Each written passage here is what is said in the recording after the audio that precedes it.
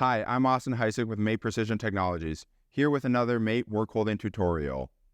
Here on the table in front of me is our DynoGrip vises. Our DynoGrip vises, along with our array of dyno lock bases, dyno mounts, and numerous work holding accessories, make up our modular 5296 quick change work holding system. Our quick change modular work holding system allows you to create a setup that will work for any application and is able to deliver best-in-class accuracy, repeatability, and holding force to keep you in the cut for longer and get you in the cut faster. Today, I will be demonstrating our center jaw accessory. The center jaw allows you to double your capacity of your DynoGrip vise by allowing you to load 2 pieces instead of 1. Our center jaws are available in numerous different options, including our standard hard jaw, our machinable soft jaw, available in both aluminum and steel, and our newest addition, our machinable hard jaws. Today, I will be utilizing a 52 series family vise with 80mm wide jaws.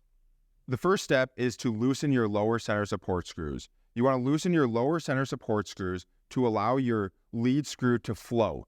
Allowing your lead screw to float allows for minor variation between the workpiece sizes on the 2 sides of the center jaw. A maximum 2mm or 0.079 inches of workpiece variation is allowable for your 52 series family, and a maximum of 3mm or 0.118 inches is acceptable for the 96 series of family. I will now loosen my lower center support screws 1/4 turn.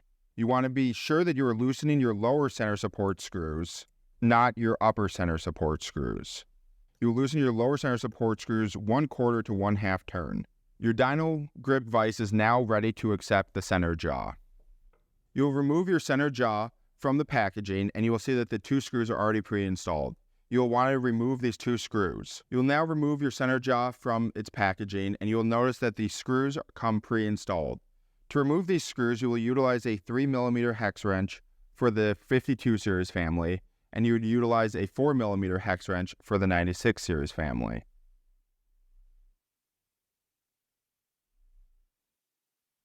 To install the center jaw into the vise, you will put the locating pins into the locating holes on the vise. With the center jaw now loosely installed into the vise, I will flip over the vise to install the center screws.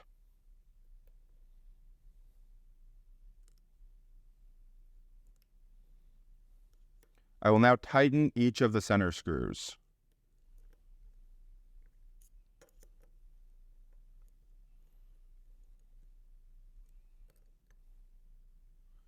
With the center screws now hand tight, I will now utilize the Mate torque wrench to torque them to 4.5 Newton meters or 40 inch-pounds for the 52 series family, or 9.7 Newton meters or 86 inch-pounds for the 96 series family.